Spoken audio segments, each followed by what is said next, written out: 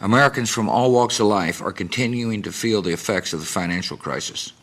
In recent weeks, concerns about the availability of credit, the safety of financial assets, and the volatility of the stock market have made many families understandably anxious about their economic future. The federal government has taken bold action to stabilize our economy. Earlier this month, my administration worked with Congress to pass bipartisan legislation that is providing funds to help banks rebuild capital and resume lending. The Federal Deposit Insurance Corporation has temporarily guaranteed most new debt issued by insured banks, which will make it easier for these banks to borrow needed money. And the Federal Reserve is launching a new program to provide support for commercial paper, a key source of short-term financing for America's businesses and financial institutions. These steps are beginning to show results, but it will take time for their full impact to be felt.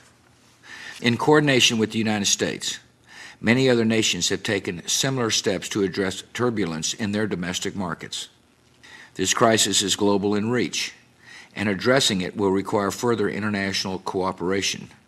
So this week I consulted with leaders from throughout the world and announced that I would convene an international summit in Washington on November the 15th. This summit will be the first in a series of meetings aimed at addressing this crisis. The summit will bring together leaders of the G20 nations, countries that represent both the developed and the developing world. And the summit will also include the heads of the International Monetary Fund, the World Bank, and the Financial Stability Forum, as well as the Secretary General of the United Nations.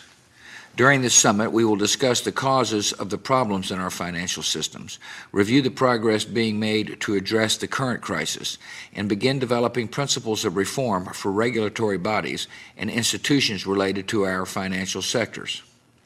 While the specific solutions pursued by every country may not be the same, agreeing on a common set of principles will be an essential step towards preventing similar crises in the future.